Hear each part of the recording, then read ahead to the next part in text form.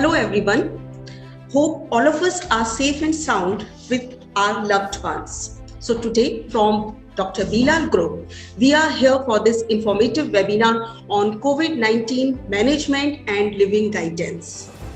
जैसा कि हम सभी जानते हैं कि राजस्थान में इस समय कोरोना की दूसरी लहर तेजी से फैल रही है। इस समय जो चीज सबसे ज्यादा वायरल है वो है वायरस, और इसी के साथ तेजी से वायरल हो रही है मिस इन्फॉर्मेशन। चाहे ये मिस इन्फॉर्मेशन रिलेटेड हो कोविड के ट्रीटमेंट से रिलेटेड, कोविड की रिकवरी से रिलेटेड, इसके प्रिकॉशन से रिलेटेड, या फिर हम कह सकते हैं कि वैक्सीनेशन से रिलेटेड। तो इस परिस्थिति में सबसे अधिक आवश्यक है कि हम सभी इन र्यूमर्स को अवॉइड करें, हम अपने विवेक से काम लें, और इसके लिए आवश्यकता है कि हमारे पास सटीक जानकारी हो, हमारे पास सही जानकारी, तभी हम इस अदृश्य शत्रु से इस लड़ाई को जीत सकते हैं, और हमें ये लड़ाई जीतनी ही है। सुखद बात यह है कि अगर हम लोग वैक्सीनेशन ड्राइव की बात करें तो भारत में 16 करोड़ लोगों को ये डोज लग चुकी है। 80% लोग होम आइसोलेशन से ठीक हो रहे हैं, और दूसरे देशों की तुलना में हमारे देश में रिकवरी रेट भी बहुत अच्छी है। लेकिन फिर बढ़ते हुए केसेस मन में कुछ शंकाएं, कुछ डाउट्स और कुछ क्वेरीज पैदा करते हैं। So we all have gathered all these questions, इन सभी questions को, इन सभी queries को हमने इकट्ठा किया है, and to address this question, I'm absolutely delighted and honored to have among us today's eminent speaker for this webinar, renowned pulmonologist Dr. M.L. Gupta sir. Sir, I very, very warmly welcome you for this webinar. Welcome you, sir. Sir does not need any introduction. But just to tell our viewers, sir is well-known name in the field of pulmonary medicine. Sir is the founder head of Department of Pulmonary Medicine unit at Santokpa Durlabji Hospital. Sir was ex-professor and head Department of Chest in SMS Hospital, Jaipur. He also served as additional principal in SMS Medical College, Jaipur, and medical superintendent at Institute of Respiratory Disease, Jaipur. Sir has been awarded German Remedy Oration by NCCB India in year 2012, and Dr. T.N. Sharma Oration by NCCB Rajasthan chapter in the year 2014. So we, on behalf of Dr. Bilal Group, welcome you, sir. Sir, we salute you and all the medical fraternity, because you all are working day and night to serve all of us. So welcome you, sir. तो आज के webinar में sir आगे बढ़ते हुए अगर हम आज के कॉन्टेक्स्ट की बात करें तो सर हम लोगों को, एक आम जन को ये लगता है कि हम अपनी तरफ से इसके बचाव के लिए सभी बेस्ट प्रैक्टिसेस यूज कर रहे हैं। हम बार बार साबुन से हाथ धो रहे हैं, हम लोग मास्क लगा रहे हैं, हम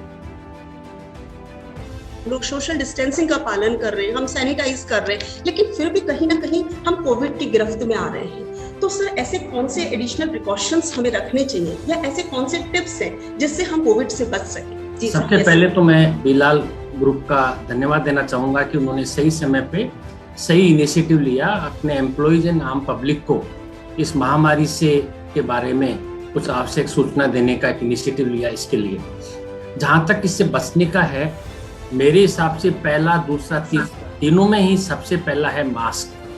अपन मास्क तो काम में लेती है, पब्लिक लेती है, स्टाफ भी लेता है, पर अधिकतर ये देखा जाता है कि मास्क प्रॉपर्ली यूज नहीं होता। मास्क क्या तो बहुत लूज रखते हैं अपन, तो साइड में थोड़ा सा उसको एयर की एक्सेस होती है, तो एक इन्फेक्टेड एयर उधर से एंटर हो जाती है। या मास्क केवल अपना चिन पे होता है, अपना नाक उस पर खुला रहता है। मेजोरिटी नॉर्मल ब्रीदिंग के टाइम पे मेजोरिटी ऑफ द एयर तो अपन नाक से इनहेल करते हैं, तो ऐसा मास्क लगाने से कोई फायदा नहीं होता। मास्क लगाएं पर उसको प्रॉपर्ली लगाएं। सेकेंड थिंग है, कई बार अपन काम करते हुए बार बार है ना, थोड़ा सा अपनी आदत से हो जाती है, बार बार अपन अपना मास्क पे अपन अपनी उंगली लगती है, अपना हाथ लगता है, वो भी एक गलत परंपरा है। अगर किसी वजह से ऐसा, जैसे कई बार इच वगैरह फील होता है, अपन मास्क पे हाथ भी लगता है अपना, पर फिर साथ के साथ अपन को उस टाइम पे हाथ को साबुन से या स्पिरिट से अपन को सैनिटाइज कर लेना चाहिए। एक नॉर्मल जो अपन मास्क लगाते हैं उसकी लाइफ 6 से 8 घंटे होती है, उससे ज्यादा अगर अपन उसको लगाते हैं तो मास्क की एफिशिएंसी डाउन हो जाती है। तो अपन मास्क को 6 से 8 घंटे लगाने के बाद में अपन चेंज कर लें। ऑफन नॉन मेडिकल पर्सन में क्या है कि एक मास्क खरीद लिया, उसी को रोज महीनों सप्ताह भर तक उसी को मुंह पे लगा के इधर उधर घूमते रहते हैं। नहीं, 6 से 2 या 3 सेट का मास्क रखें, 6-8 घंटे काम में लेने के बाद में, जैसे क्योंकि अपन एयर बाहर निकालते हैं उसमें मॉइस्चर होती है, मॉइस्चर होने की वजह से उसके पोर्स वगैरह होते हैं, उसका जो फिल्टरिंग पावर होती है वो कम हो जाती है। तो 6-8 घंटे काम लेने के बाद में मास्क को चेंज करें। अपन एक ही मास्क को लगातार अपन काम में लेते रहेंगे तो उसकी एफिशिएंसी भी कम हो जाएगी। जी सर। मास्क को न केवल एक घर से बाहर निकलने पर ही है, पर घर के अंदर भी अपन मास्क रखें, क्योंकि हो या ना हो सकता है कि घर में एक कोई व्यक्ति, अपना साथी जो है, परिवार का सदस्य गलती से कहीं इन्फेक्शन लेके आ गया, तो वो इन्फेक्शन घर के अंदर, 4 दीवारी के अंदर, घर के अंदर बाकी लोगों में भी स्प्रेड होने का पूरा खतरा रहेगा। अतः जहां तक हो सके अपन घर पे भी मास्क का, नॉर्मल मास्क का, ये नहीं कि N95, नॉर्मल मास्क का घर पे भी प्रयोग करें, तो ये भी बचाव का एक बहुत बड़ा साधन है। इन दिनों में प्राय देखा गया कि पूरा परिवार का परिवार इसके संक्रमण की गिरफ्त में आ गया। अगर ये प्रैक्टिस रखें कि भाई आने वाले कुछ समय तक अपन घर में भी मास्क की प्रैक्टिस रखेंगे तो बहुत अच्छा होगा। दूसरी चीज ये है कि अपन जैसे कई बार एक डिनर पे सब परिवार के सदस्यों को बैठने की एक परंपरा सी है, अच्छी परंपरा है, पर समय के साथ कुछ चेंज भी करना चाहिए। आधा घंटे तक रहते हैं, एक आदमी अकेले में खाना खाता है तो 10 मिनट में खाना पूरा कर लेता है, और अगर परिवार के 4 सदस्य होते हैं तो कम से कम आधा पौन घंटा लग जाता है, और उस टाइम पे किसी के मुंह पर मास्क नहीं होता। तो अगले कुछ समय तक मेरी तो राय ये है कि अच्छी परंपरा है, पर उसका कुछ समय तक उसका निर्वाह नहीं करे, और अपन खाना भी अलग अलग टाइम पर खाएं, एक साथ अपन ग्रुप में डाइनिंग टेबल पे नहीं बैठे, तो भी अपन को इस संक्रमण को बचने के लिए बहुत कुछ अच्छा रहेगा। जी सर, बिल्कुल। इसका मतलब हम लोग घर पे भी एक छोटा, जो हम लोग का एक नॉर्मल मास्क है उसको हम लगा के रखें, और घर में भी हमें डिस्टेंसिंग का जो रूल है उसको फॉलो करना चाहिए।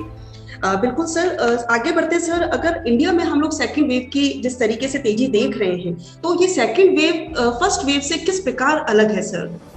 देखिए, सेकेंड वेव के अंदर क्या देखने को मिला है अपन को कि एक तो जहां पहले घर में एक मरीज हुआ तो एक मरीज और हो गया या तो दूसरा हो गया, पर अब तो जैसा भी थोड़ी देर पहले मैंने बताया, पूरा परिवार का परिवार संक्रमण आता है, पूरे 6, 7, 8 सारे के सारे रोगी संक्रमित होते हैं। तो 2 चीज देखने को मिली है कि यह जो सेकेंड वेव में जो कीटाणु है, जो इसका वायरस है, ये ज्यादा संक्रामक है, एक से दूसरे तक ज्यादा स्पीड से बढ़ रहा है। एंड सेकेंड थिंग जो देखने को ये भी है कि इसका विरुलेंस भी ज्यादा है। उसका कहने का मेरे पीछे लॉजिक ये है कि देखिए, किसी भी इन्फेक्शन में एक कीटाणु या वायरस एक तरफ होता है, होस्ट एक तरफ होता है। होस्ट मतलब अपन व्यक्ति। जी। अच्छा, अगर अपना बॉडी रेजिस्टेंस अच्छा है तो इन्फेक्शन होने के बाद भी बीमारी प्रूफ नहीं कर पाती। प्रथम संक्रमण के टाइम पे, प्रथम वेव के टाइम पे इन्फेक्शन तो पूरे समाज में उसी स्पीड में था, पर middle age group, younger age group में इन्फेक्शन नहीं था, देखने को इतना नहीं मिला। जी सर। आप देखने को मिला। तो ये इसका मतलब ये है कि अच्छे होस्ट रेजिस्टेंस के अंदर भी अगर ये वायरस इन्फेक्शन कर रहा है, जिसका बॉडी रेजिस्टेंस अच्छा है, पर्सन फिट है, हेल्दी है, फिर भी करे, तो इसका मतलब कीटाणु का जो विरुलेंस है, कीटाणु का जो एक डिजीज प्रोड्यूस करने की जो पावर है वो ज्यादा स्ट्रोंग है। तो जो वायरस जो अभी सर्कुलेट हो रहा है, जो ज्यादा विरुलेंस वाला है और इसकी संक्रामकता भी ज्यादा है। परंतु एक चीज, अभी राज्य सरकार द्वारा शायद 2 या 5% जो सैंपल्स कलेक्ट होते हैं, इनका जीनोमिक स्टडीज के लिए ये लोग शायद दिल्ली या पुणे भेजते हैं। तो उसमें 5% से या 2% से 5% के बीच ही एक वेरिएंट मिल रहा है। जो वेरिएंट इतना ज्यादा नहीं है, फिर भी सेम वायरस जो आज से साल भर पहले अपने पास जीनोमिक सीक्वेंस में था, वही जीनोमिक सीक्वेंस वाला वायरस अभी ज्यादा विरुलेंस क्यों कर रहा है, प्रोबेबली इसका मेरे पास तो कोई कारण नहीं है, कोई वायरोलॉजिस्ट ही ज्यादा अच्छा बता सकता है, पर हो सकता है कि माइनर ऐसे म्यूटेशंस होते हो जो अपन इसमें पिक नहीं कर पा रहे हो। पर डेफिनेटली जो प्रेजेंट जो वायरस सर्कुलेट हो रहा है ज्यादा संक्रामक है और ज्यादा विरुलेंस है, और यही कारण है कि नॉर्मल हेल्दी पॉपुलेशन जो यंगस्टर्स हैं उनको भी अपनी गिरफ्त में ले रहा है। सर, बच्चों पर भी ये असरकारक है? बच्चों में भी यही कारण है कि नॉर्मली यंगर पॉपुलेशन जो बच्चे होते हैं, अच्छा होस्ट रेजिस्टेंस होता है, पर अगर विरुलेंस ऑर्गेनिज्म की ज्यादा स्ट्रोंग है तो हर एक पॉपुलेशन को ही मतलब वो कर देगा।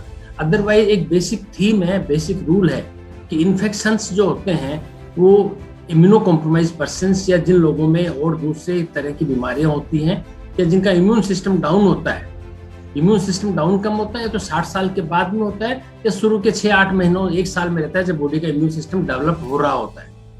इन दोनों इस बाकी के पीरियड, बाकी वाला जो एज ग्रुप है उसके अंदर तो नॉर्मल इन्फेक्शंस की रेट्स कम होती है, पर यह भी अभी देखने को मिल रहा है। एक दूसरा जो साइड कारण है कि इस एज में जो दिख रहा है यंगर एज ग्रुप में, क्योंकि जो about 45 years of the age है, part of that population is already protected from the immunisation. इस वजह से भी ये जो डिजीज है यंगर पॉपुलेशन में अपन को ज्यादा दिख रही है, पर इसमें कोई दो राय नहीं है कि इस रोग की संक्रामकता और विरुलेंस दोनों ही ज्यादा है।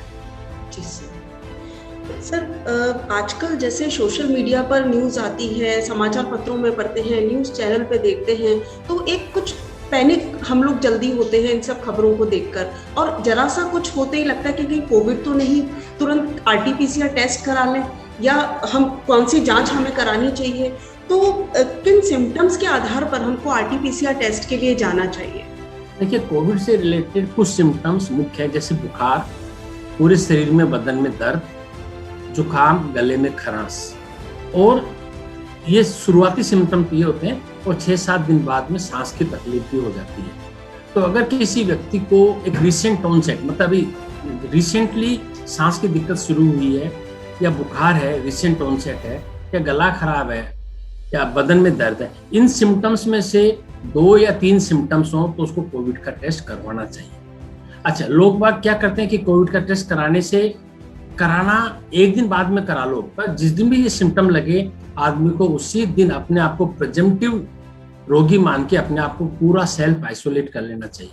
तो टेस्ट कराने से पहले 2 दिन के अंदर, 3 दिन के अंदर अपने परिवार में ये पूरे को सबको संक्रमित कर देता है।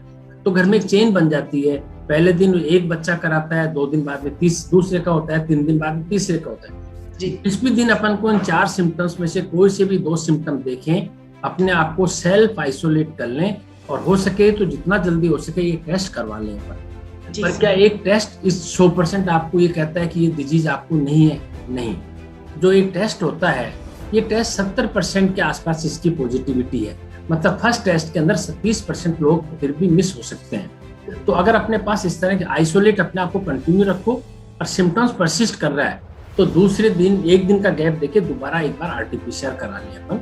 अगर सेकंड टेस्ट भी नेगेटिव है, और मेरा पर्सनल सोचना है कि अगर सेकंड टेस्ट के साथ में अपन CRP भी करा लेते हैं, अगर CRP भी नॉर्मल आता है, सेकंड टेस्ट भी नेगेटिव आता है, तो प्रैक्टिकली अपन ये मान लें कि अपन को एक कोविड इन्फेक्शन नहीं है। क्योंकि अधिकतर ये देखा गया है कि एक एक्टिव कोविड इन्फेक्शन में CRP definitely on the higher side होता है। एक सेकंड नेगेटिव टेस्ट और नॉर्मल CRP प्रैक्टिकली एक्सक्लूड्स 100% कि पर्सन को कोविड इन्फेक्शन नहीं है। तो इस तरह करके इस तरह अपन को कोविड का टेस्ट करना चाहिए। अननेसेसरी और दूसरी तरह के किसी तरह के छोटे मोटे सिम्टम्स पे या शंका के आधार पे अपन को कोविड टेस्ट नहीं कराना चाहिए। नहीं कराने का दूसरा भी रीजन है कि अपना सिस्टम को अपन अननेसेसरी के लोड पे डालते हैं, जिससे जो जिनाइन आदमी को जिसको रिपोर्ट की जरूरत होती है उसकी रिपोर्ट डिले होती है। तो जहाँ जरूरत होती है अपन वहीं पर कराएं उस टेस्ट को, तो ज्यादा अच्छा है। उस पर क्वालिटी भी मेंटेन रहती है और टाइमनेस की भी थोड़ी सी पंक्चुअलिटी बनी रहती है। जी सर, ये तो बहुत ज़रूरी जानकारी है, क्योंकि इस स्थिति में यही देखते हैं कि पैनिक होते ही हम सीधे टेस्ट कराने के लिए भागते हैं। तो ज़रूर हमारे दर्शक इससे लाभान्वित होंगे कि हमें पैनिक नहीं होना है और सिम्टम्स के आधार पर पहले थोड़ा सा रुकना है, और सबसे ज़रूरी जैसा सर ने कहा, हमें होम आइसोलेशन करना है, अपने आप को आइसोलेट करना है।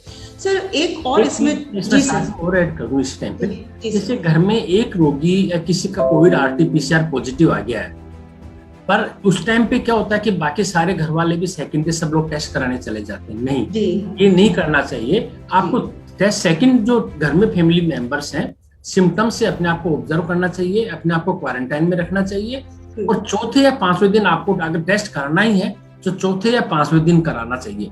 क्योंकि अगर आपको इन्फेक्शन भी हुआ है अगर उससे, तो अभी आप फर्स्ट 2 डेज के अंदर हो तो आपका टेस्ट फॉल्स नेगेटिव आएगा। एक फॉल्स सेंस ऑफ सिक्योरिटी में आप घूमते रहोगे। तो घर में एक पॉजिटिव आने के बाद में टेस्ट कराने का आइडियल टाइम है 5वां दिन है। 5वां दिन, पहला दिन, सेकंड डे नहीं है। आपको 5वें दिन टेस्ट कराने की सोचना चाहिए, प्रोवाइडेड आपको सिम्टम्स हो। ये तो फैमिली के लिए है, पर अगर कोई हेल्थ केयर पर्सनल्स हैं जो बहुत लोगों के संपर्क में आता है, तो ऐसे लोग को तो मतलब उसको टेस्ट कराकर ही ड्यूटी रिज्यूम करनी चाहिए 5 से 10 दिन के बीच। जी सर, तो सर सीटी वैल्यू का क्या सिग्निफिकेंस है? एक आम जन उस वैल्यू को भी लेकर बड़ा भ्रमित होते हैं। हाँ, कोविड के अंदर बहुत सारी चीजें, बहुत सारे भ्रम ऐसे परकोलेट हैं और इसका क्रेडिट इस व्हाट्सएप को ज्यादा जाता है। लोग बाग देखिए, ये तो सैम्पलिंग में है। अगर अपना इनोकुलम साइज अपना स्ट्रॉन्ग है, बहुत अच्छा प्रॉपर सैम्पलिंग हुई है, तो आपकी सीटी वैल्यू कम आ जाएगी। और आपकी सैम्पलिंग अगर इंफीरियर है, आपने बहुत ज्यादा डीप मोस्टिव से नहीं लिया है, अच्छा सैम्पलिंग नहीं लिया है, मटेरियल कम है, तो इनोकुलम साइज अगर आपका कम है तो आपकी सैम्पलिंग है ना, तो सीटी वैल्यू कम हो जाएगी। ये भी डिपेंड करता है कि डे ऑफ प्रॉब्लम कौन से दिन सैंपल लिया गया। आपका सैंपलिंग सिम्टम होने के अगर मान लो 7वें दिन आप जाके ले रहे हो सकता है फास्टली नेगेटिव भी आ जाए, सीटी वैल्यू बहुत लो आ जाए। और सिम्टम के दिन की लिया आपका, सिम्टम के फर्स्ट डे लिया है या सिम्टम के दूसरे दिन लिया है और प्रॉपर सैंपल लिया है, तो आपकी जो साइकिल वैल्यू है वो लगभग जितनी है उतनी आ जाएगी। पर सीटी वैल्यू क्योंकि इसकी कंपेरेबल नहीं है दो लोगों में, तो सीटी वैल्यू से आदमी को ज्यादा भयभीत नहीं होना चाहिए। सीटी वैल्यू के बारे में ज्यादा व्यक्ति को पॉजिटिव नेगेटिव के बारे में ध्यान रखना चाहिए। सीटी वैल्यू एक अननेसेसरी कहीं के हुआ खड़ा कर दिया गया है, उसके बारे में ज्यादा व्यक्ति को या पेशेंट को उसके बारे में ज्यादा ध्यान नहीं देना चाहिए, ज्यादा भ्रमित नहीं होना चाहिए। जी सर। सर इसी से जुड़ा मेरा नेक्स्ट क्वेश्चन है कि किसी भी घर में अगर कोई हमारा सर्जन कोई भी पर्सन पॉजिटिव आते हैं तो बड़ा एक अफरा तफरी का सा माहौल हो जाता है। पॉजिटिव रिपोर्ट आते ही ये लगता है कि हम किस हॉस्पिटल के बारे में पता करें, हम मेडिसिन ले लें, हम ऑक्सीजन कॉन्सेंट्रेटर के बारे में बात करते हैं, हम सोचते हैं कि घर के सब लोग भी मेडिसिन और स्टेरॉइड शुरू कर दें। तो किस स्टेज पर हमें हॉस्पिटलाइजेशन के लिए सोचना चाहिए या होम आइसोलेशन? जी सर। सबसे बड़ा तो ट्रीटमेंट इसमें पेशेंस है। आदमी को सबसे पहला पेशेंस रखना चाहिए और दूसरा एक अपना जो भी कॉन्फिडेंस का आपका कोई रिलेटिव है, डॉक्टर रिलेटिव है या जो डॉक्टर जिसको आप डे टू डे प्रैक्टिस में दिखाते हैं, उसके संपर्क में रहना चाहिए। इस टाइम पे मैं एक ये भी कहना चाहूंगा कि बहुत ज्यादा मल्टीपल आपको कंसल्टेशंस डॉक्टरों से नहीं करना चाहिए। आजकल एक ट्रेंड हो गया है कि एक जगह पेशेंट 4 जगह रिपोर्टें भेजता है, 4 डॉक्टरों से बात करता है, फिर उल्टा और ज्यादा कंफ्यूज हो जाता है। तो कौन सी दवाई किस डॉक्टर की लेनी है वो अपने आप भी डिसाइड करता रहता है। नहीं, अगर पॉजिटिव रिपोर्ट आई है, आपको पेशेंस रखिए आप सबसे पहला। दूसरी चीज उसमें अपने को देखने की ये होती है कि अपना ऑक्सीजन सैचुरेशन क्या है। अपना ऑक्सीजन सैचुरेशन नॉर्मल सैचुरेशन 96-97 के आसपास होता है। अगर सैचुरेशन आपका 95 एंड अबव है, आप कंफर्ट जोन में हो उस पर्टिकुलर टाइम पे। पर डे 1 पे 95-96 नॉर्मल है, तो इसका मतलब नहीं कि पूरी आपकी जो कहानी है वो अच्छी रहेगी, कोई नहीं जानता उस बारे में उस दिन। पर इस पर्टिकुलर दिन आप कंफर्ट जोन में हो, पेशेंस रखो, इधर उधर कहीं भागने की आपको जरूरत नहीं है। और एक माइल्ड डिजीज कैटेगरी में आप मानते हो। सैचुरेशन अगर आपका 94 से नीचे आता है, 90 तक आता है, तो इसका मतलब है कि आपको मॉडरेट डिजीज है और आपको हॉस्पिटलाइजेशन होना चाहिए। जो अर्लियर गाइडलाइंस थी उसमें तो 94 से नीचे हॉस्पिटलाइजेशन गवर्नमेंट ऑफ इंडिया ने, ICMR ने रिकमेंड किया था। परंतु अभी ऑक्सीजन की जो थोड़ी सी समस्या है, उसके कंटेक्स्ट में नाउ जो एडमिशन है वो 90-92 के आसपास वाले लोगों को ही दिया जा रहा है। तो जब तक 92 के नीचे सैचुरेशन नहीं हो, जब तक आपको एडमिशन के बारे में बहुत ज्यादा टेंशन नहीं होना चाहिए। जी, बहुत अच्छी चीज ये है कि अगर आपका सैचुरेशन 94 के आसपास है, 92 के आसपास है, पर आप घर पे खुद ही अगर तो थोड़ा सा उल्टा लेट के रहेंगे, घंटे 2 घंटे राइट करवट सोएंगे, लेफ्ट करवट सोएंगे, तो भी सैचुरेशन में 2-3% का इंप्रूवमेंट अपन को देखने को मिल सकता है। तो अच्छा, और अगर ऑक्सीजन का सैचुरेशन आपका 90 से नीचे की तरफ जा रहा है, 85-90 के बीच में जा रहा है, तो जरूर आपको अस्पताल की राह देखनी चाहिए, क्योंकि अपन को फिर हॉस्पिटल में की आवश्यकता रहती है उस टाइम पे। ये तो रहा किस लेवल पे अपन को अस्पताल के बारे में सोचना चाहिए। माइल्ड केसेस अधिकतर घर पे ही ठीक किए जा सकते हैं और नॉर्मली एक सिंपल पैरासिटामोल जो आपको बॉडी को बुखार के लिए काम आती है वो ले सकते हैं। कुछ लोगों को पैरासिटामोल से अच्छा इंप्रूवमेंट नहीं देखने के लिए मिलता, तो उसके लिए मेफेनिक एसिड वाला जो भी एक एनाल्जेसिक टैबलेट रहती है वो भी अपन यूज कर सकते हैं। मात्रा पैरासिटामोल के दिन में 3 या 4 टैबलेट्स एक एडल्ट के लिए इससे ज्यादा नहीं लेना चाहिए, क्योंकि ज्यादा पैरासिटामोल भी नुकसानदायक हो सकती है। एक आइवरमेक्टिन प्लस डॉक्सीसाइक्लिन का एक कॉम्बिनेशन ऑप्शनल सजेस्ट किया हुआ है, परंतु अगर अपन लिटरेचर पूरा पढ़ें तो उसका कोई बहुत ज्यादा मिरेकल नहीं है उसके अंदर। खाली स्टैटिस्टिकल उसका एक जस्ट अपना एक वो सजेस्ट किया हुआ कि हाँ थोड़ा सा मदद कर सकती है, इसलिए एक ऑफ लेवल अपन ये आइवरमेक्टिन प्लस डॉक्सीसाइक्लिन अपन माइल्ड केसेस में करते हैं। परंतु उसकी कोई बहुत आवश्यकता नहीं है देखा जाए। सेकेंड थिंग, माइल्ड केसेज में अननेसेसरी एंटीबायोटिक्स लेने की भी कोई आवश्यकता नहीं है। बहुत सारी एंटीबायोटिक्स डॉक्टर्स लोग भी दे देते हैं और मरीज डॉक्टर नहीं दे तो खुद भी अपनी इच्छा से लेना शुरू कर देता है। माइल्ड केस केवल पैरासीटामोल चाहिए उसको अपनी ऑक्सीजन मेजर करते रहो। अगर अपन मॉडरेट कैटेगरी में आ रहे हैं जहाँ सैचुरेशन 94 से नीचे है तो अपने पास दो ऑप्शंस हैं कि अपन एक तो ऑक्सीजन तो चाहिए ही, प्लस रेमडेसिविर भी अपन 5 से 7 दिन के लिए लगवा सकते हैं। जैसे रेमडेसिविर ये बीमारी के लिए ये भी कोई मिरेकल नहीं है, पर टोटल ड्यूरेशन जो आपका इलनेस का उसको थोड़ा सा कम कर देती है, थोड़ा सपोर्ट लगा देती है जी माइल्ड। जी सर।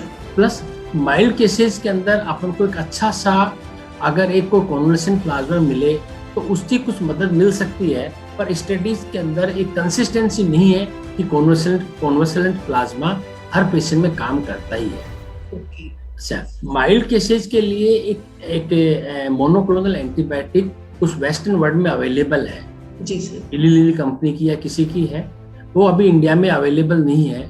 पर जैसे सुना होगा कि जो एक्स अमेरिकन प्रेसिडेंट को प्रॉब्लम हुई थी, उसको एक दिन के लिए एडमिट किया, कुछ दिया था, he got that monoclonal antibody जो स्पेसिफिक इसके अगेंस्ट में है, पर वो अपने यहाँ पर अभी अवेलेबल नहीं है। तो सीवियर केसेस को तो हॉस्पिटलाइज होना ही होता है और उसके लिए ऑक्सीजन सपोर्ट के डिफरेंट मोड्स हैं, जैसे मास्क है, नॉन इन्वेजिव वेंटिलेटर है या इन्वेजिव वेंटिलेटर है, हाई फ्लो नेजल कैनुला है, ये सब चीज़ों की उसको जरूरत होती है। जी सर। सर, जैसा आपने अभी कहा कि कई बार हम लोग अपने आप ही मेडिसिन स्टार्ट कर देते हैं, जैसे घर में किसी एक पर्सन को कोविड हुआ, वो ठीक हुए, बाद में किसी दूसरे को हुआ तो उन्हें लगता है यही प्रिस्क्राइब मेडिसिन है, मैं भी शुरू कर देता हूँ। तो क्या सेल्फ मेडिकेशन एडवाइजेबल है? देखिए, सेल्फ मेडिकेशन जहाँ तक हो सके अवॉइड करना चाहिए। अपन उसमें कई बार अपना नुकसान कर लेते हैं जी। अपन को कितनी आवश्यकता, एक तो बिना आवश्यकता के अपन दवाई ले रहे होते हैं, जो आवश्यकता होती है शायद वो दवाई अपन नहीं ले रहे होते हैं। तो ये चीजें देखते अपनी खुद की मर्जी से अपन को दवाई नहीं लेनी चाहिए। एक चीज मैं थोड़ा सा ऐड करूंगा, जो पीछे वाला डिस्कशन था उसके कंटेक्स्ट में, कि जो मॉडरेट केसेज हैं और जो सीवियर केसेज हैं उसके अंदर स्टेरॉइड का अच्छा रोल है। अच्छा, अगर किसी पेशेंट की ऑक्सीजन 94 से नीचे है या पेशेंट आईसीयू में है तो उनके मिथाइल प्रेडनिसोलोन या इक्विवेलेंट दूसरा कोई सा भी स्टेरॉइड देने से फायदा होता है। अच्छा, बस उसका फायदा नुकसान अपन को और बाकी पेशेंट की दूसरी चीजें जैसे डायबिटीज है या और चीजें उनको देख कर करना चाहिए। पर स्टेरॉइड डेफिनेटली मॉडरेट और सीवियर पेशेंट्स के अंदर स्टेरॉइड, पर वो भी केवल डॉक्टर की सलाह से ही, अपनी खुद की मर्जी से नहीं। जी सर। हाइपरटेंशन और डायबिटीज के पेशेंट्स को अलग से इसमें थोड़ा सा केयर की। हाइपरटेंशन और डायबिटीज अगर किसी पेशेंट को है तो अपन स्टेरॉइड दे रहे होते तो हाइपरटेंशन शूटअप करेगा, डायबिटीज थोड़ी सी वर्सन होगी। तो ऐसे सिचुएशन के अंदर अपन को थोड़ा सा एक मिडिल पाथ लेके चलना पड़ता है। अभी थोड़ा मिनिमम डोज कितना दे सकते हैं जिससे दो जो पेशेंट की अदर दूसरी प्रॉब्लम्स हैं वो उसमें ज्यादा बिगाड़ नहीं हो। जी सर, पॉजिटिव आने के साथ साथ ही जैसा हम लोगों ने बात करा कि ये मेडिकेशन प्रिस्क्राइब है, इनको डॉक्टर की कंसल्टेंसी के साथ ही लेना चाहिए, पर एक और चीज देखने में आती है कि हमें लगता है कि तुरंत ही हम ब्लड टेस्ट करा लें, हम डी डायमर करा लें, हम सीटी स्कैन करा लें, तो इनकी आवश्यकता कब है? ये टेस्ट हमें कब कराने चाहिए? में एक बिल्कुल एक स्ट्रेट लाइन है। अगर किसी पेशेंट का नॉर्मल सैचुरेशन है जी और कोविड पॉजिटिव है तो उसको किसी भी तरह का सीटी स्कैन कराने की जरूरत नहीं है, उसको किसी भी तरह के सो कॉल्ड इन्फ्लेमेटरी मार्कर्स कराने की जरूरत नहीं है। नॉर्मल सैचुरेशन के साथ में इन दोनों टेस्टों की कोई जरूरत नहीं है।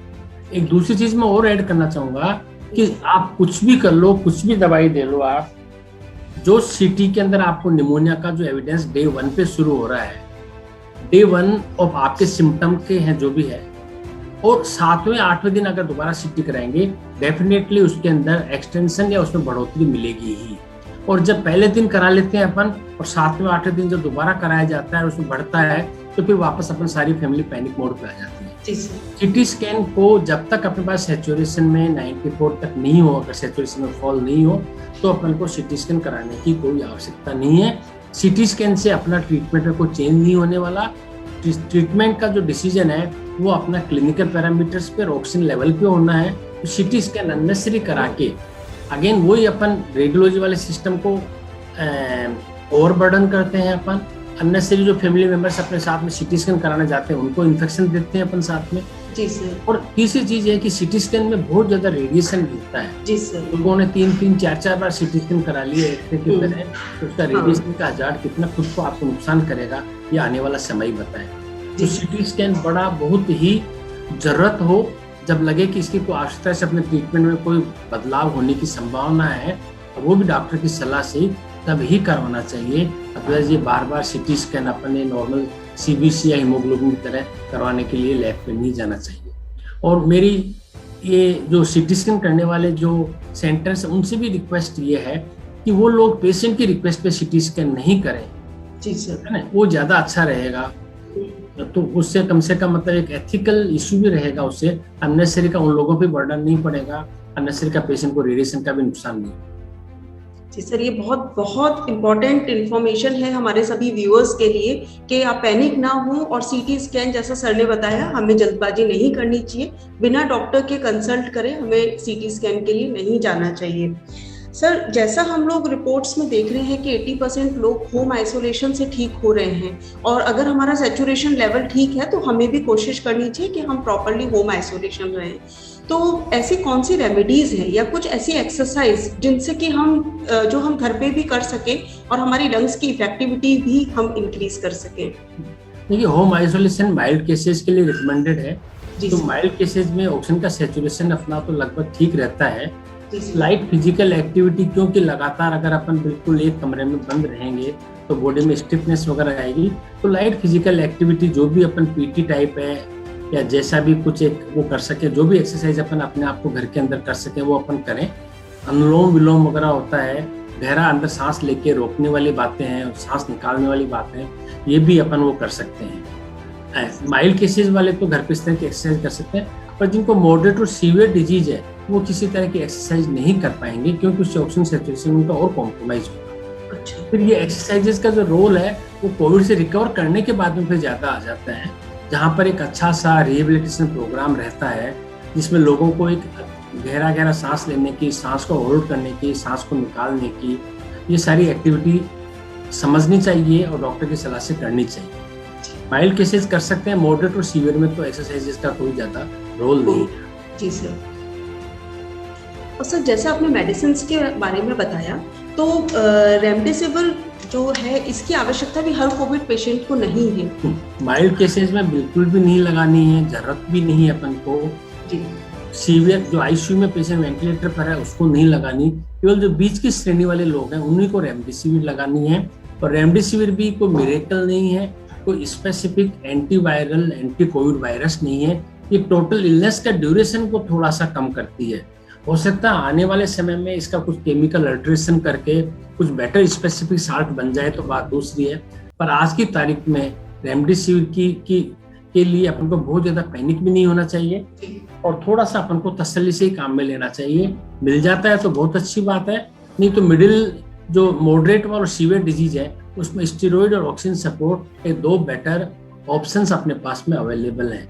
इन रेमडेसिविर से बेटर ऑप्शन है, दोनों सस्ते ऑप्शंस। जी sir. Sir, plasma therapy corona के इलाज में किस प्रकार से कारगर है? देखो, अपना इसी तरह देखो, जैसे आपने देखा होगा कि जिसको एक बार कोविड हो गया वो दोबारा कोविड लेके बहुत ही एक्सेप्शनली को रेयर देखने को मिला होगा अपन। जी। वैक्सीन की भी यही फिलोसफी है कि वैक्सीनेशन से इन्फेक्शन नहीं होता या होता है। तो एक बार इन्फेक्शन के बाद में बॉडी के अंदर एंटीबॉडीज का डेवलपमेंट होता है और जो एंटीबॉडीज जो होता है उस वायरस को कंटेन करती है।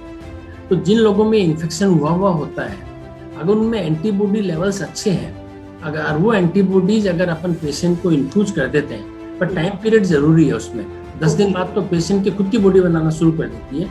अगर शुरू के 7 दिन के अंदर अगर अपन एक अच्छा सा कॉन्वलेसेंट प्लाज्मा एज एक पेशेंट जो इससे रिकवर हो चुका है देते हैं, तो इस डिजीज को कंटेन करने के अंदर अपन को मदद मिलती है। पर इसका टाइमिंग बड़ा इंपॉर्टेंट है, ये नहीं कि 15 दिन बाद में अपन दे रहे हैं। और दूसरा ये कि जो प्लाज्मा अपन दे रहे हैं उसमें एंटीबॉडी लेवल चेक करके देखा जाए कि इसमें सफिशिएंट एंटीबॉडी लेवल है। अदरवाइज तो प्लाज्मा जो सिंपल अपन एल्ब्यूमिन देते हैं लोगों को वही पर्पस सर्व करके रह जाएगा, डिफेंस मैकेनिज्म को इम्प्रूव नहीं करता है। जी सर। सर एक और प्रश्न इसी से जुड़ा आता है कि जब कोविड होता है किसी पर्सन को, तो कोविड रिपोर्ट आने के बाद 14 से 15 दिन बाद वह पुनः RT-PCR टेस्ट के लिए जाते हैं एक नेगेटिव रिपोर्ट के इंतजार में। तो अगर कोई पर्सन 15 दिन बाद 14 दिन बाद पूर्णतः स्वस्थ हो जाते हैं और उनमें किसी भी प्रकार के कोई लक्षण नहीं है, तो क्या RT-PCR सेकेंड टेस्ट कराना जरूरी है? शायद राज्य सरकार ने भी इस बारे में नए दिशा निर्देश अभी 2-3 दिन पहले दिए हैं। अगर पेशेंट एसिम्प्टोमेटिक है गए 6-7 दिन से, तो प्रोबेबली द फर्स्ट सिम्टम के 10 से 14 दिन के बीच में आदमी बिना टेस्ट कराए अपनी ड्यूटी रिज्यूम कर सकता है। इन्फेक्शन यूजुअली फर्स्ट सिम्टम के 6 से 7 दिन तक ही आदमी इन्फेक्टिव होता है। 7वें 8वें दिन बाद में उसकी इन्फेक्टिविटी खत्म हो जाती है। कई बार क्या होता है कि 14वें 15वें दिन भी ऐसे एग्जांपल्स मिले हैं कि वहां पर कोविड RT-PCR पॉजिटिव चल रहा होता है। जी सर, बिल्कुल। इसके लिए ये जो अपन कोविड RT-PCR करते हैं, ये उसका प्रोटीन को अपन देख रहे होते हैं, लाइव है डेड है इसके बारे में अपन नहीं देख रहे हैं। अच्छा। तो उसका जो एक तो फ्रेगमेंट भी अगर अपन वहां पर नेजल कैविटी में या फेरिंग्स में पड़े हुए हैं और वो सैंपलिंग में आ गया और वो रिप्लिकेट हो गया, जब उसमें अपन उसको वो करते हैं प्रोसेस में डालते हैं, तो पॉजिटिव आ जाएगा। Will say it is false positive है एक तरह से देखा जाए तो क्लिनिकल के साथ में देखा जाएगा। सिम्टम्स के 10-11 दिन बाद में पेशेंट गए 6-7-8 दिन से एसिम्प्टोमेटिक है, फीवर वगैरह नहीं है, तो 10 दिन 12 दिन बाद में पेशेंट प्रैक्टिकली फिट है अपना ड्यूटी रिज्यूम करने के लिए। पर हाँ, अपना रूटीन जो प्रिकॉशंस है वो तो अपन को फिर भी ध्यान में रखनी ही चाहिए। तो यानी कि 6-7वें दिन के बाद वो इन्फेक्शन स्प्रेड करने की कंडीशन में नहीं रहते, नेग्लिजिबल हो जाती है और 10वें दिन ये मानते हैं कि वो लगभग 0 हो जाता है। अच्छा, ओके जी सर। इसी से रिलेटेड जब आगे बढ़ते हैं हम बात करते हैं वैक्सीनेशन ड्राइव की। तो वैक्सीन जो हैं ये क्या हमें पूर्णतः कोविड से सुरक्षा प्रदान कर रहे हैं? क्योंकि आम जन में ये सुनने में आता है कि अब तो हमें वैक्सीन लग गई, अब मास्क की क्या जरूरत, या अब सोशल डिस्टेंसिंग की क्या जरूरत। तो वैक्सीन कैसे सुरक्षा दे रही है? देखिए, वैक्सीन की बहुत अच्छी सुरक्षा। मैं भी एक एग्जांपल देता हूँ। एक डॉक्टर की फैमिली थी, फैमिली में शादी हुई, उनकी वाइफ तो रिलेक्टेंट थी, उन्होंने तो टीका नहीं लगवाया, बेटा एलिजिबल नहीं था, डॉक्टर साहब ने तो लगवा लिया जी। तीनों इन्फेक्ट हुए। अब डॉक्टर साहब के ऊपर जिम्मेदारी आ गई कि वो वैक्सीन लगाया था, तो उनको तो मतलब माइल्ड सा 1 दिन के लिए बुखार है, फिर ठीक रहे। उन दोनों का इलाज वो खुद करवा रहे हैं गए 6-7 दिन से। तो डेफिनेटली वैक्सीन इफेक्टिव है। अब जो वैक्सीन है, ये जो वायरस जो हवा में आ रहा है या किसी के खांसने, छींकने या जुकाम कांटेक्ट में आने से, उस वायरस को तो नेजल कैविटी पे चौकीदार की तरह खड़ा होकर वहां तो घुसने से रोक नहीं सकता जी। वायरस जाएगा अंदर, नेजल म्यूकोजा पे, फेरिंग्स में जाएगा, वहाँ इन्फ्लामेशन करेगा। पर वो जो सारी प्रक्रिया है वो केवल नोज, साइनस और थ्रोट तक ही लिमिट रह जाएगी। वायरस को अपनी जो बॉडी के अंदर जो इम्यून सिस्टम है, जो ऑलरेडी जो एंटीबॉडीज बनी हुई है, वो उसको इन्वेड नहीं करने देगी, मतलब उसको आगे नहीं बढ़ने देगी, उसको आगे नहीं बढ़ने देगी। जैसे मान लो 2 देशों के बीच में दूसरे देश की फौज को अपन अपने बॉर्डर तक आने से तो नहीं रोक सकते, उसको आगे घुसने से तो रोक सकते हैं। तो सेम में वायरस जो अपने जो वैक्सीन दिया हुआ है, वैक्सीन से जो बॉडी में इम्यून सिस्टम को जो अपन ने बूस्टअप किया हुआ है, बॉडी को एक मेमोरी सेल्स दी हुई है, तो वो वायरस आने के बाद में जैसे बॉडी रिएक्ट वो आएगा तो उसका एंटीबॉडी प्रोडक्शन और बढ़ जाएगा। एंटीबॉडीज ऑलरेडी है और एंटीबॉडी प्रोडक्शन और बढ़ जाएगा, तो वायरस को वहीं पर लोकली कंटेन कर दिया जाएगा। वो सिंपल गले की एक सर्दी जुकाम के आगे वो डिजीज आगे नहीं बढ़ेगी। ये भी बहुत अच्छा सा देखने को मिला है कि जिन लोगों ने एल्डरली थे, 80-85 साल के थे, वैक्सीन लगा लिया था, प्रॉब्लम हुई उनको, वो डिजीज 1 या 2 दिन के अंदर सेटल डाउन होती है। बहुत सारे अच्छे एग्जांपल्स हैं इसमें जी सर। और इन लोगों का अगर अपन जैसे कई लोगों का हमने जस्ट मार्कर भी एक इन्फ्लामेशन की इंटेंसिटी देखने को मिला, मार्कर्स भी बिल्कुल नेग्लिजिबल से राइज मिलते हैं, कट ऑफ वैल्यू से 1.5 गुना 1 गुना, कुछ ज्यादा नहीं मिलता। तो वैक्सीन इन्फेक्शन होने से तो रोकेगा नहीं, पर इन्फेक्शन के बाद में जो सिस्टमिक डिजीज होती है, जो वायरस पूरे शरीर में डिसिमिनेट होता है, डिफरेंट ऑर्गन्स का डिस्फंक्शन करता है, उसको डेफिनेटली 100% प्रिवेंट करता है या उसको डाउन रेगुलेट करता है, या पता बिल्कुल नहीं होने देता। 100% तो नहीं है ये स्मॉल पॉक्स की तरह। ओकेजनल पेशेंट्स मिले हैं जो दोनों वैक्सीन के बाद भी है, पर फिर भी पोटेंसी रीजनेबली बहुत अच्छी है जी। यानी कि सीवियरिटी जो है डिजीज की वो पेशेंट्स में बहुत कम हो जाती है बाय दिस वैक्सीन। वायरस को रोक, अब जिसमें बीमारी हुई नहीं तो उसका तो अपन को नहीं पता। तो अगर अपन आज के तारीख में देखें कि जो अस्पताल में मान लो किसी हॉस्पिटल में 100 पेशेंट भर्ती है, तो प्रॉब्ली उसमें से 80 तो वो हैं जिनमें वैक्सीन नहीं लगा, 20 ही वो हैं जिसमें वैक्सीन लगा है। वो भी कोई खाली पे सिंगल डोज लगा भी सेकंड डोज नहीं लग पाया जी। और यह हुआ तो भी डिजीज में बहुत ही माइल्ड है, जो 1 या 2 दिन 4 दिन के स्टे के बाद में सेटल होकर चले जाते हैं जी सर। जो ओड्स रेशियो है जो बिना वैक्सीन के डिजीज और वैक्सीनेटेड में डिजीज बहुत ही स्ट्रॉन्ग है ये जी सर। तो वैक्सीन ही हमारे लिए अभी कवच है जो हमें से सुरक्षा दे सकता है जी सर। एक भ्रम और एक साधारण सब सुनने में आता है कि क्या जो प्रेग्नेंट फीमेल्स हैं या ड्यूरिंग लैक्टेशन या मेंस्ट्रुएशन के टाइम पर क्या ये वैक्सीन सेफ है सर? देखिए वैक्सीन क्या है, ये कौन सा वैक्सीन है? जो प्रेगनेंसी के अंदर लाइव एट्यूनेटेड वैक्सीन नहीं देते। जैसे लाइव एट्यूनेटेड वैक्सीन में क्या होता है कि वायरस होता है, उसको उसकी कैपेसिटी, उसकी डिजीज को प्रोड्यूस करने की कैपेसिटी को कम कर दिया जाता है और वो फिर भी जिंदा होता है। लाइव एट्यूनेटेड वैक्सीन प्रेगनेंसी में नहीं दिया जाता। कोवैक्सीन जो अपने पास में है, कोवैक्सीन है, वो किल्ड वैक्सीन है। जो वायरस है उसको केमिकली किल्ड किया हुआ है। किल्ड वैक्सीन का सिमिलर एग्जांपल है इन्फ्लुएंजा वैक्सीन, जो प्रेग्नेंट फीमेल्स में दिया जाता है। आज की तारीख में इंडिया में रिकमेंडेड है, पर क्योंकि ये वैक्सीन इतना जल्दी में आया है कि जो स्टडीज हुई उसके अंदर प्रेग्नेंट फीमेल्स को इसमें इंक्लूड नहीं किया गया था।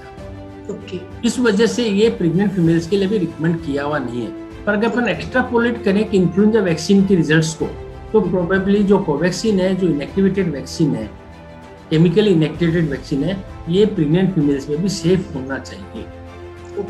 अच्छा, और यूएस के अंदर तो ये जो वैक्सीन, जो उनका जो आरएनए वैक्सीन जो वहाँ पर है, वो तो इन दोनों कैटेगरीज के अंदर वहाँ पर दे रहे हैं वो लोग।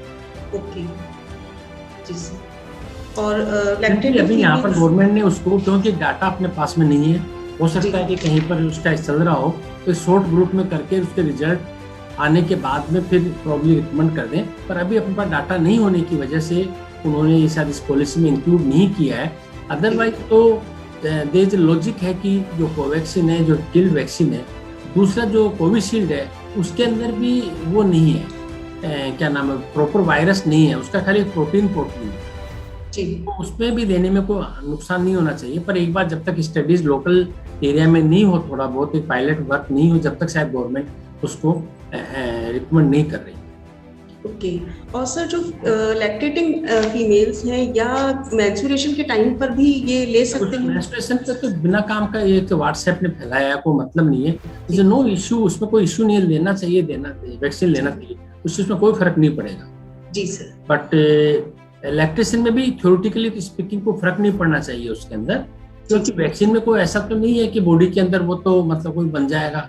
मदर को अपन प्रेगनेंसी के टाइम पे टेटवर्क लगाते ही हैं, उसमें क्या फर्क पड़ता है, उसमें कोई फर्क नहीं पड़ना चाहिए। बट ये तो गवर्नमेंट पॉलिसी है, जब तक थोड़ा सा एक शॉर्ट अपना कोई स्टडी के बाद उनके पास एक सेफ्टी डाटा नहीं आ जाए, जब तक शायद ये परमिट नहीं करेंगे। और होपफुली जल्दी इसमें बारे में भी आ जाएगा, क्योंकि कोविड इन प्रेग्नेंट फीमेल्स एक बहुत बड़ी समस्या उभर कर आ रही है आज जी। इसमें आउटकम भी कई बार बहुत खराब हो जाता है, एक नहीं अपन 2 लाइफ्स लूज कर जाते हैं उसमें।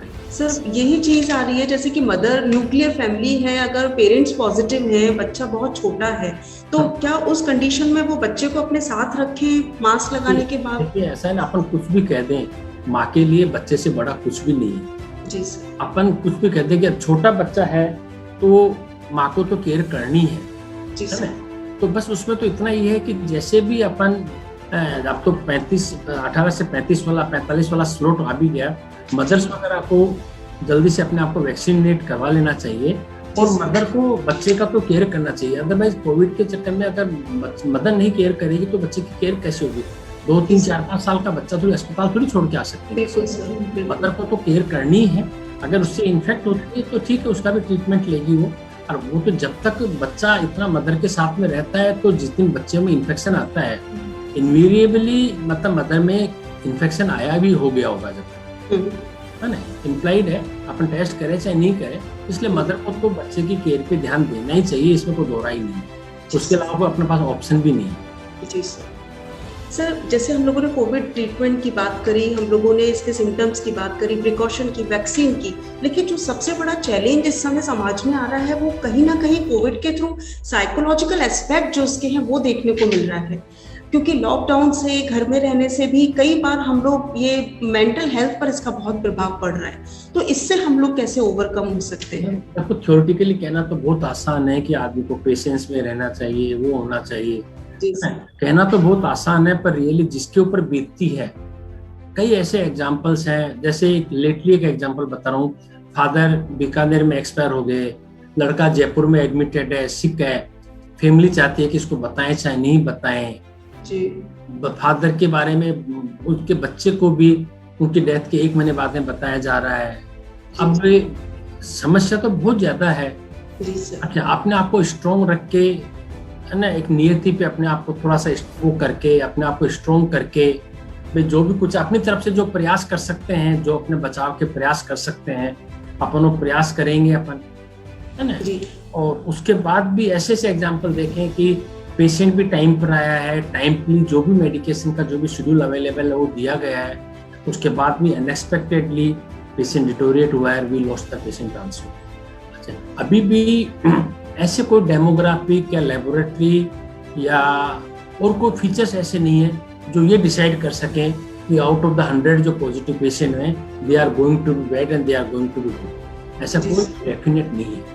पहले शुरू में तो ये बात आई थी कि अबाउट 60 years और with comorbidity they are more likely to disease, but वो थ्योरी तो अभी प्रेजेंट सेकंड वेव के अंदर खत्म हो गई, जब अपन यंग हेल्दी पर्सन्स को मतलब सफर करते हुए देख रहे हैं और रैपिडली डिटोरिएट होते हुए देख रहे हैं। तो अभी तक भी आज 1 साल हो गया, रीजन कुछ भी रहा हो, पर वो डेमोग्राफी, क्लिनिकल और लेबोरेटरी फीचर्स अपने सामने नहीं है जिससे अपन ये कह सकें कि ये ग्रुप तो वर्स्ट करेगा, ये ग्रुप ज़्यादा अच्छा करेगा। जी सर, और जो सबसे इम्पोर्टेंट क्वेश्चन जो आम जन की जुबान पर इस समय है कि ये सेकंड वेव कब खत्म होगी, कब हम वापस पुनः अपनी लाइफ स्टाइल, अपना नॉर्मल रूटीन में आ पाएंगे? देखिए, सेकंड वेव क्यों आई, पहले तो अपन इस पे ध्यान दें।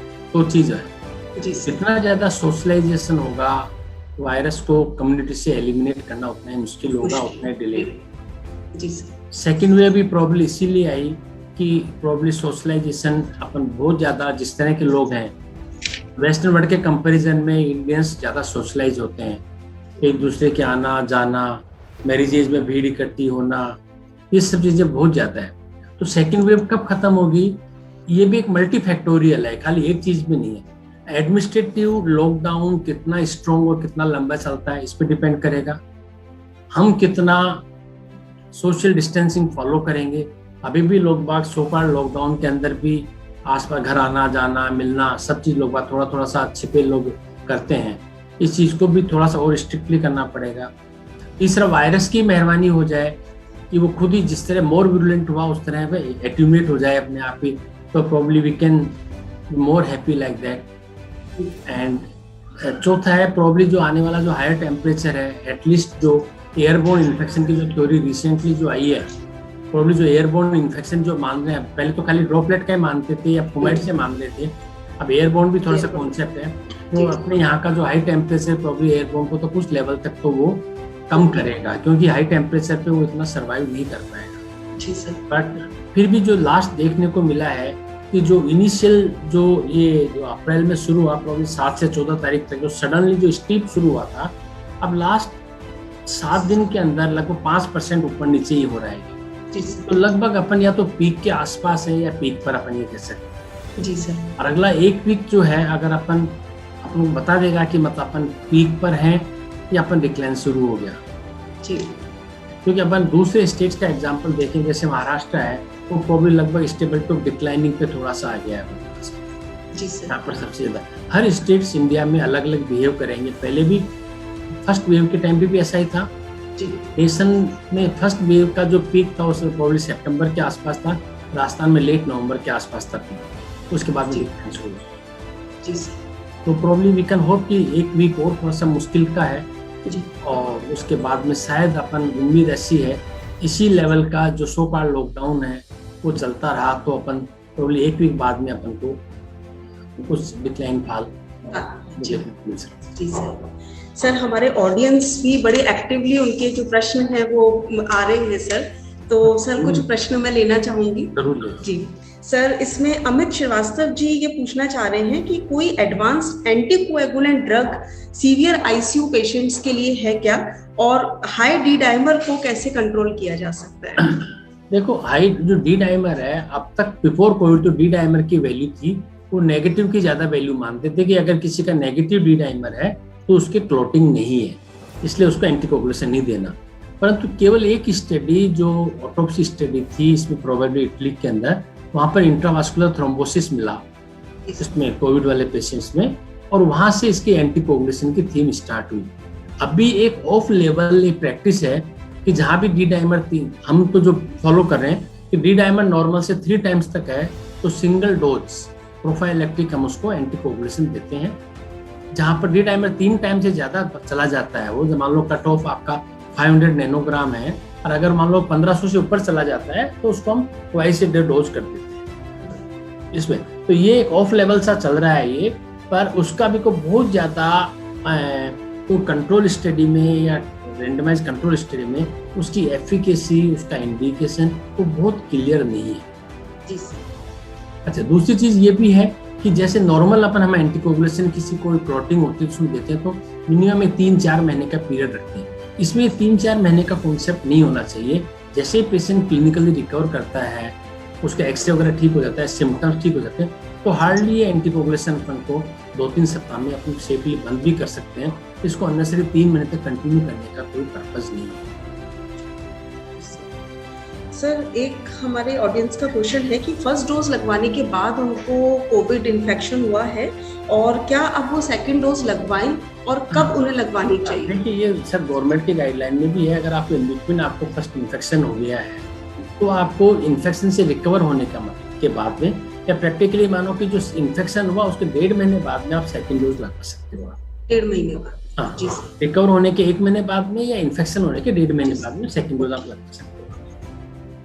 फर्स्ट शॉट का मतलब नहीं कि हमें रुकना है, सेकंड आपको वैक्सीन डोज जरूर लेनी है, बट 1.5 महीने का इंतजार करना है। जी सर। सर, जयपुर से ही अनुभव सक्सेना ये पूछना चाह रहे हैं कि कौन सी वैक्सीन बेटर है, कोविशील्ड या कोवैक्सीन? देखिए, दोनों वैक्सीन ही अच्छी है। अब अगर अपन देखा जाए ना, तो जो कोवैक्सीन है उसमें तो पूरे वायरस को किल करके, जिसमें उसके सारे प्रोटीन्स हैं, उसमें जो भी वायरस के जो भी प्रोटीन्स हैं वो सारे उसमें इंक्लूडेड हैं। और जो कोवैक्सीन है, जो कोविशील्ड है, उसके अंदर जो स्पाइक प्रोटीन है, जो कांटे जैसा उसका वायरस के जो वाल से निकला हुआ केवल वो वाला पार्ट है जिसको इम्यूनोजेनिक माना गया है। मान लो कल नए पेशेंट उसमें वेरिएंट होता है, उसमें वेरिएशन होता है, और दूसरा कोई उसका सेल वाल कोई आ जाता है, मान लो इम्यूनोजेनिसिटी आ जाती है, और दूसरा कोई part of the virus immunogenicity produce करता है, तो दैट में देखा जाए तो मेरी नजर में, हालांकि अभी तक की एफिकेसी तो दोनों एक जैसे दिख रहे हैं, परंतु जो इंडियन मेड है कोवैक्सीन, प्रॉब्ली वो सारे प्रोटीन जो वायरस के वो कंटेन करता है, इसलिए वो रिलेटिवली ज्यादा अच्छा हो सकता है। और एक जो थ्रोम्बोसिस की कुछ एक साइड इफेक्ट वाला जो इशू आया था, वो कोविशील्ड के अंदर ही आया था थोड़ा बहुत, जहां भी देखने को मिला है, वो कोवैक्सीन के अंदर नहीं आया। तो एफिकेसी लगभग बराबर है। साइड इफेक्ट प्रोफाइल अपन मान सकते हैं कि थोड़ा सा कोवैक्सीन का कम है, तो कोवैक्सीन अगर आपको इसी तरह का कंपेयर करना है तो आप कोवैक्सीन लगा सकते हैं। पर प्रेजेंट एरा में अपन को बहुत ज्यादा सोचने की जरूरत नहीं है। जो भी वैक्सीन जिस भी स्लॉट में जहां भी मिल रहा हो, जल्दी मिल रहा हो, अपन को लगवा तुरंत वैक्सीन लगना है। जी सर, बिल्कुल। सर, शोएब अली पूछना चाह रहे हैं कि ब्रीदिंग प्रॉब्लम से वो कैसे निजात पा सकते हैं, क्योंकि ऑक्सीजन लेवल को इंक्रीज घर पे किया जा सके, और डायबिटिक पेशेंट्स के लिए कुछ अगर स्पेशल इंस्ट्रक्शंस हो। देखो, डायबिटिक पेशेंट को अपने डायबिटीज को एडिक्वेटली कंट्रोल में रखना चाहिए, सबसे बड़ी बात है एडिक्वेट, क्योंकि अनकंट्रोल्ड डायबिटीज बॉडी का इम्यून सिस्टम को डाउन करता है। एक ब्रीदिंग के लिए क्या है कि जैसा भी थोड़ी देर पहले अपने शुरू वाले सेशन इसी में बात करी थी, कुछ शुरू के प्रश्नों में, कि अगर अपन उल्टा लेटते हैं, दाईं करवट सोते हैं या बाईं करवट सोते हैं, तो अपन का ऑक्सीजनेशन अपना इम्प्रूव हो जाता है। इसका मैं थोड़ा समझाना चाहता हूँ ऐसा क्यों होता है। कि जो अपना जो पीठ की तरफ का जो फेफड़े का जो पार्ट होता है वो कोरोना में ज्यादा डैमेज होता है। तो जो डैमेज लंग है, उधर से जब ब्लड जाता है तो ब्लड को ऑक्सीजन नहीं मिलती, वो बिना ऑक्सीजन लिए ही आगे जाके प्योर ब्लड में मिक्स हो जाता है। जब हम उल्टा लेटते हैं तो क्या होता है, जो हेल्दी लंग होता है उसको ज्यादा जो नीचे चीज होती है ग्रेविटी के साथ उधर से ब्लड ज्यादा जाएगा। जी। जब हम उल्टा लेटते हैं तो नीचे वाला जो एंटीरियर वाला पार्ट है, जो अपना फ्रंट वाला जो हिस्सा है वो हेल्दी है, रिलेटिवली हेल्दी है, और उल्टा लेटेंगे तो ज्यादा ब्लड उधर से जाएगा। तो वहाँ जो हेल्दी लंग भी है, ब्लड भी उधर से जा रहा है, तो उसको ब्लड की मिक्सिंग ऑक्सीजन से ज्यादा अच्छी होगी। तो इस थीम की वजह से अपन को प्रोनिंग पोजीशन ऑक्सीजन को इम्प्रूव करने के लिए काम में लेनी चाहिए। जी। कई बार क्या होता है कि पेशेंट बहुत ज्यादा मोटापा होता है या प्रेग्नेंट फीमेल्स होती हैं, तो चीज संभव नहीं हो पाती, तो उस टाइम पे अपन दाईं करवट सो लें 1 घंटे 2 घंटे, बाईं करवट सो लें 1-2 घंटे, उससे भी अपन को कुछ मदद मिलने की संभावना रहती है। जी सर, अगर पेशेंट को पहले से अस्थमा है तो ऐसे पेशेंट्स किस तरीके से अपने आप को कोविड से प्रिवेंट कर सकते हैं और इस इन्फेक्शन से रिकवर हो सकते हैं? देखिए, एस्थमा एक बहुत ज्यादा रिस्क फैक्टर नहीं है। आपको अपनी एस्थमा की मेडिकेशंस को तो रेगुलर लेनी चाहिए साथ में, है ना। और अभी तो 1-2 स्टडीज ऐसी आ रही है कि जो लोग एस्थमा की मेडिसिन ले रहे हैं या एस्थमा की मेडिकेशंस होती है, उस लेवल तक कोविड में अपने आप का उसका थोड़ा बचाव भी रहता है। आप कोविड के जो रूटीन प्रिकॉशंस हैं वो तो काम में ले वही, और अपनी एस्थमा की मेडिसिन भी साथ के साथ जिस सिस्टम से, जिस तरीके से, जिस डोज में पहले ले रहे थे उसको आप कंटिन्यू करें। प्रॉब्ली आपको कोई एक्स्ट्रा ज्यादा रिस्क उससे रहेगी नहीं। Asthmatic in general they are not prone to have more asthma like that, more this Covid also. Sir, एक और प्रश्न बस ये पूछना चाह रहे हैं कि अगर कोई सिम्टम नहीं है लेकिन बैडली डैमेज लंग्स ऑब्जर्व होते हैं और सडनली ऑक्सीजन लेवल बहुत डाउन चला जाता है, तो ऐसी परिस्थिति में किस तरीके से हम निकल सकते हैं? लेवल बहुत ज्यादा डैमेज है जी भाई, या तो कोई आदमी बिस्तर पे लेटा है, कोई एक्टिविटी नहीं, कोई सिम्टम नहीं, तब तो उसको महसूस नहीं होगा। अगर लंग्स बहुत ज्यादा डैमेज है, ऑक्सीजन कम हो रही, तो सिम्टम तो सांस की दिक्कत तो उस पेशेंट को महसूस ही होनी चाहिए। जी। अच्छा, कई लोगों में क्या होता है कि फर्स्ट टाइम पे जो बुखार शायद आया नहीं, हल्की फुल्की जुकाम रही, उसको इग्नोर किया, और जब 7-10 दिन बाद में लंग्स डैमेज होना होता है, जब जाके अपन को महसूस होता है, और आरटी-पीसीआर उस स्टेज पर नेगेटिव भी आता है। ऐसे केसेस में अपन रेट्रोस्पेक्टिवली एक बैक डेट में डायग्नोसिस का अपन एंटीबॉडीज करके देख सकते हैं। कोविड आईजीजी एंटीबॉडी अपन करा के देखें, और उसको अगर पॉजिटिव आ रही है तो पॉसिबली जो ये लंग में लीजन है, ये रिसेंटली में जो इन्फेक्शन हुआ था, जो साइलेंटली रिकवर सा हो गया पर बैड लंग या डैमेज लंग छोड़ गया, ये उसकी वजह से है। वो चीज अपन को पता लग जाता है, और उस स्टेज के अंदर 7 से 10 दिन बाद में अगर अपन उस स्टेज पे स्टेरॉइड देते हैं तो प्रोबेबली अपन को पेशेंट को ब्रीदिंग प्रॉब्लम में थोड़ा सा अच्छा सा रिलीफ मिलता है ऑक्सीजन सपोर्ट के अलावा। जी सर। सर, अंबिका सिंह का एक क्वेश्चन और आया है सर, ये पूछ रहे हैं how reliable is the DRDO 2G drug, can it trigger black fungus infection? देखो, DRDO वाला ड्रग का जितना आपने पढ़ा अखबार में आज, उतना ही मैंने पढ़ा है। जी सर। है ना, उसका मेरे को केमिकल क्या है, उसका क्या है, उसके बारे में मेरे को भी अभी बिल्कुल भी जानकारी नहीं है। तो उसके बारे में मैं आपको जो ब्लैक फंगस वाला जो म्यूकोरमाइकोसिस है, वो तो जो एक अपन अननेसेसरी प्रोलॉन्ग ओरल स्टेरॉइड अपन देते हैं, इनडिस्क्रिमिनेट स्टेरॉइड देते हैं, उसकी वजह से म्यूकोरमाइकोसिस होता है। ये अनकंट्रोल्ड डायबिटीज होती है, उन लोगों में ऐसा होता है ये। तो मेरे मतलब जो प्रोफेशनल कलीग अगर कोई है तो उनको ये कहना होगा कि स्टेरॉइड अपन दें, लिमिटेड यूज में दें, और जहाँ आवश्यकता हो वहीं दें। फर्स्ट 7 डेज के अंदर जहाँ तक हो सके अपन को स्टेरॉइड अवॉइड करना चाहिए। अच्छा, ओके। 6 से 7 दिन के बाद भी अगर पेशेंट को हाइपोक्सिया नहीं, ऑक्सीजन नहीं खराब है, ऑक्सीजन ठीक है उसकी, 6-7 दिन भी ऑक्सीजन ठीक है उसकी, और टेम्परेचर नहीं है, तो मरीज को स्टेरॉइड देने की जरूरत नहीं है। 6-7 दिन पेशेंट को फीवर परसिस्ट कर रहा है, हाई ग्रेड या 100 से ऊपर फीवर है पेशेंट को, तो अपन एक शॉर्ट टर्म 4 या 5 दिन की स्टेरॉइड देके उसको जो इन्फ्लेमेटरी जो प्रोसेस चल रहा है उसको डाउन रेगुलेट अपन कर सकते हैं। जी सर। पर जहां तक हो सके फर्स्ट 7 डेज के अंदर, फर्स्ट 6 डेज के अंदर, क्योंकि वायरस रिप्लिकेशन का पीरियड होता है, स्टेरॉइड देके इम्यून सिस्टम को अपन डाउनलोड करके और अपन वायरस को और ज्यादा मल्टीप्लाई करने के लिए प्रमोट करते हैं। जी सर। सर, और एक लास्ट प्रश्न मैं लेना चाहूंगी, ये पूछ रहे हैं सर कि जो रोश मोनोक्लोनल एंटीबॉडी है, now it is approved in India, so how useful are these antibodies? तो देखिए, माइल्ड केसेस के अंदर है, ये रिकमेंडेड है, माइल्ड केसेज हैं और जिसके अंदर किसी तरह का रिस्क फैक्टर्स हैं, पर they are said to be, literature तो ये कहता है कि बहुत ज्यादा अच्छी इफेक्टिव है। यूएस वगैरह के अंदर तो मैं शायद गलत बोल गया, उसने इली लिली के लिए बोला था या रोज की है क्या, हो सकता है कि दोनों कंपनियों की हो। जी सर। तो मोनोक्लोनल एंटीबॉडी का है, तो पर वो अभी अवेलेबिलिटी अगर हो गई है तो बहुत अच्छी बात है जी। अगर इंडिया में अवेलेबल, अप्रूव तो होगी पर अवेलेबिलिटी हो गई क्या, और क्या कॉस्ट उसकी मतलब रीच में है क्या, ये भी एक चीज देखने की बात होती है फिर उसमें। और वो जो मोनोक्लोनल एंटीबॉडी जो है वो केवल माइल्ड केसेस के लिए रिकमेंडेड है, जहां तक मेरे को उसके बारे में ध्यान है। जी सर। सर हमारे ऑडियंस के लगातार प्रश्न आते जा रहे हैं, तो बस ये एक लास्ट प्रश्न मैं और लेना चाहूंगी सर। सर ये आकांक्षा कालरा पूछना चाह रहे हैं कि ऑक्सीजन लेवल लो अगर हमारा नहीं, what if oxygen level low है लेकिन ब्रेथलेसनेस ऑब्जर्व नहीं हो रही है, अगर ऐसी परिस्थिति है तो क्या करना चाहिए? देखिए, ऑक्सीजन लेवल लो है और आपको फील नहीं हो रहा है, इसका मतलब ये नहीं कि आपको बहुत ज्यादा मतलब अपन को कॉन्फिडेंस में रहना चाहिए। ऑक्सीजन लेवल लो है तो इसका मतलब समथिंग रॉन्ग इनसाइड तो है ही, इसलिए अपन को कॉन्टेक्ट करना चाहिए। अभी यही देखना है कि ये प्रॉब्लम रिसेंट ऑनसेट है या पहले भी चल रही होती है। जैसे कई लोगों के हार्ट में छेद होता है, ASD होता है जिसमें राइट एट्रियम और लेफ्ट एट्रियम के बीच में कम्युनिकेशन होता है वैसे, या लंग्स के अंदर कोई एब्नॉर्मल कम्युनिकेशन होता है तो उसमें इम्प्योर ब्लड जो होता है प्योर ब्लड मिल जाता है। ये लोग तो आराम से 70% सैचुरेशन में वर्षों निकाल देते हैं, उनको कोई दिक्कत नहीं है।